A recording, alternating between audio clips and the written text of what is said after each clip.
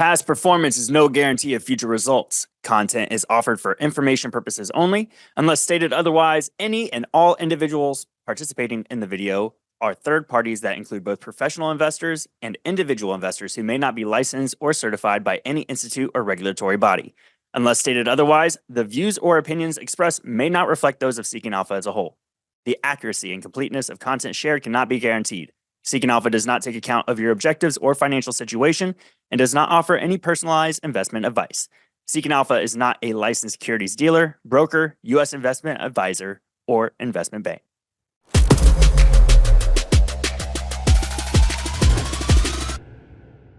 Hey everyone, Daniel Snyder from Seeking Alpha. Thanks for tuning in to this episode where we get to sit down with Nancy Davis. She is the founder and portfolio manager at Quadratic Capital Management. Nancy, thanks for jumping on. I can't wait to dive into your ETF, the IVOL. There's so much to dive in here and what goes on in the volatility space, and we can talk about inflation and let's talk about the VIX index. But before we dive into all that, IVOL, how did it come into existence? What's the strategy? How did it begin? Well, when I started my career at Goldman Sachs was right when the U.S. Treasury invented the TIPS market, the Treasury Inflation Protected Securities market. I always thought that was not a great product. I thought it was more in name only. And so we really designed IVOL as TIPS plus solutions to kind of fix the two big issues that exist with TIPS, which are, they're Treasury bonds, but they only reset with the consumer price index. Think about in the equity world, nobody would use one index to capture the equity markets, capturing inflation markets with one index, especially when we've heard from the Fed for years that they don't think the CPI is the only way to measure inflation, is just not sufficient. So we add another way of accessing inflation, which is a rates market. And it's very timely because the rates market is one of the biggest markets in the world. And most investors can't access that market directly because it is a OTC market. So we really see IVOL as a way of CUSIPing the rates market. And then we solve the problem with TIPS being long duration because we actually have a way to profit from rising inflation expectations. So it's kind of a twofold solution, and it was really a pleasure to kind of create the first ETF that was using options inside of it. But we're using fully funded options, so it's a very conservative strategy because there's never an obligation on the fund above and beyond the premium that we pay. So you can think of it as almost buying inflation options inside the fund that can benefit from rising volatility or market stress and access another index outside of CPI. Now let's double click into this, right? Investors remember over the last few years, we had the inflation spike. We saw what TIPS did. And of course, you have to be in TIPS for them to actually work before the inflation spike happens, right? So you got to be great at timing that. But then we're talking about the Fed right now, and we're watching the meeting coming up here at the end of the month, where they're saying, well, tariffs may be inflationary, and they're waiting to see the data. So wanted to see, do you have a viewpoint on that? Will these tariffs lead to inflation? Are we going to see some results down the line to where IVOL might be the right place for my portfolio? I mean, in my opinion, I'm not a financial advisor, but as a portfolio manager, I would say, in my opinion, I think people are overthinking it, and they're thinking about inflation as almost a trade. Like, this is not like, does it go up or does it go down? We all live, like, collectively, me included, you as well, everybody on listening to this podcast, we all live in a real world, and we all have exposure to inflation, whether we like it or not. So to me, I think it's kind of a, short-term focus to be thinking about, will this impact inflation? Will that impact inflation? It doesn't really matter if we have inflation. If you think about it from your personal balance sheet, you have, your money goes not as far as it used to, and you need more savings to compensate for a higher cost of living or a higher cost of maintaining your lifestyle. So to me, I think people really have gotten into like inflation as a trade, and they should just like reset and say, like, look, inflation is something that we all have, no matter what industry we're in, no matter, what job we have, everybody has exposure to inflation. All right. Now let's talk about the other side of this equation, because it's not just the inflation hedge ETF, it's also the volatility hedge ETFs. Maybe we can talk a little bit about vol, right? People like Yeah. to look at the VIX index, but maybe that's not the best place for people to be watching the vol space. So, what are your thoughts? What can you share with people? Yeah, that was a part of the reason, and thanks for asking that question about why we created IVOL. Mortgages, if you think about mortgages, they're a huge weight of core fixed income. About 27% is allocated to mortgages. In the United States, homeowners are long the option to prepay. Therefore, owners of the financial mortgage bonds are short options to homeowners. And whenever you're short options, very simply, you're short volatility. And so it's not equity vol that people should really be worried about. It's actually fixed income volatility. And we see IVOL as a way of not only being short volatility in your bond portfolio. So we don't have VIX's equity vol. What we own is interest rate volatility, but it's a really nice complement to core fixed income. The way financial advisors tend to use it is they'll say, look, we have an allocation to, say, the ag index, and they add IVOL because the ag has no inflation protected bond, zero inside the ag.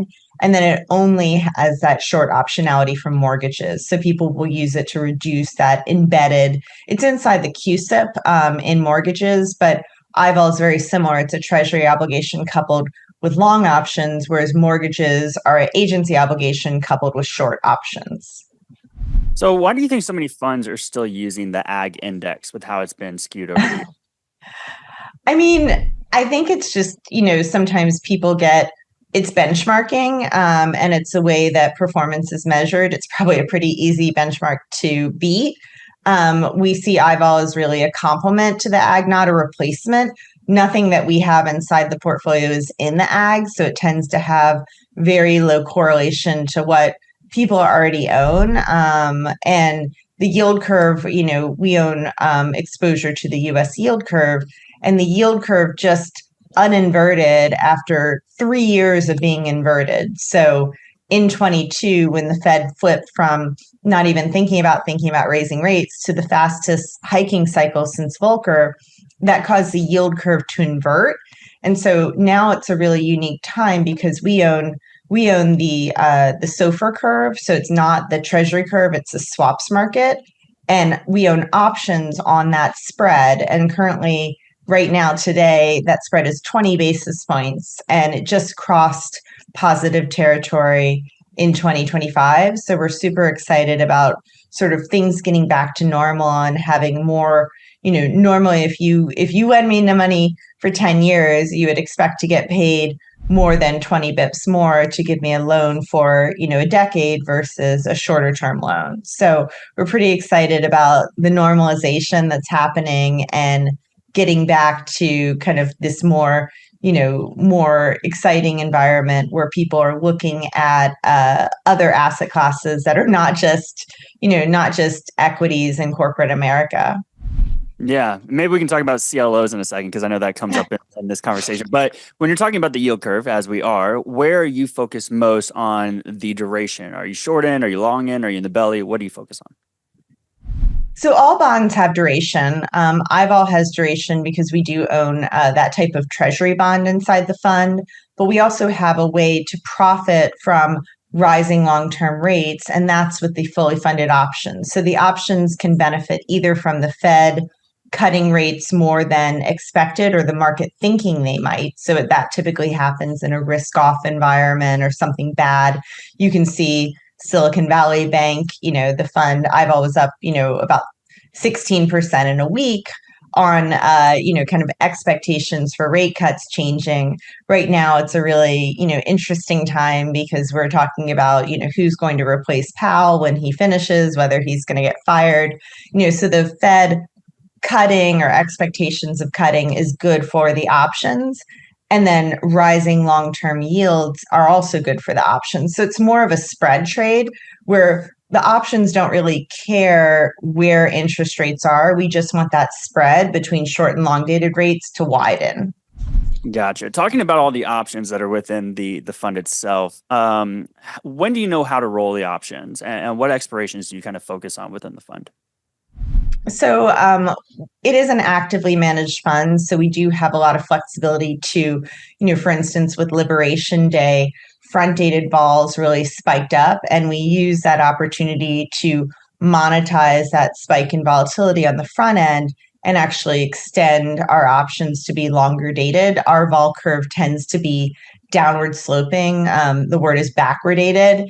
And so when we own a option that's longer term, we actually can roll up the vol curve. And in some environments, we can actually roll up the forward curve.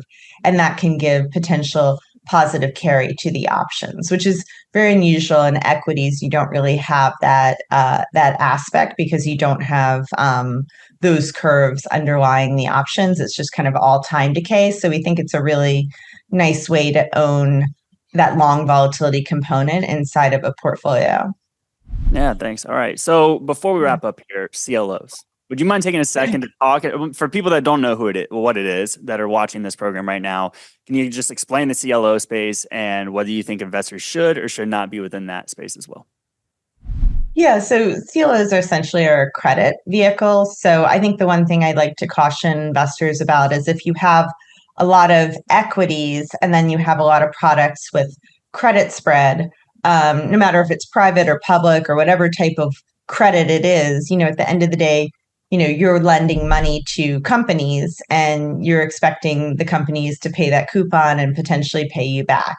And so CLOs are a floating rate product, or they tend to be because the underlying loans are floating rate. So I know some investors will use IVOL paired with their other sort of credit exposures to help diversify and hedge those portfolios. But I think it's always understanding kind of what's inside the underlying strategy and kind of how it fits in. And it's interesting because there's been a lot of AUM gathering that's happened in the ETF space in those types of credit instruments. And it'll be interesting to see, kind of how that happens, especially we had some new headlines over the weekend. I'm sure you saw them. But, obviously it's all diversification. Like you just want to make sure that you have a lot of different exposures in your portfolio and you're not too correlated within the portfolio. Yeah, talk about we are definitely in a headline market. As all investors are aware, the daily swings are incredible based off headline. But Nancy Davis, can't thank you enough. Thank you so much for walking us through the IVOL ETF. That's IVOL, Quadratic Interest Rate. This reminds me real quick as well. Somebody that was a mentor to me within the space always told me the best time to hedge is before you need to, right? Don't wait for that last moment. You're going to pay the extreme premium. So thank you so much, Nancy. Everybody go check out IVOL here on Seeking Alpha. Add it to your portfolio or your watch list if it's right for you. Everybody, can't thank you enough, Nancy. And we'll see you next week on another ETF Spotlight. Take care.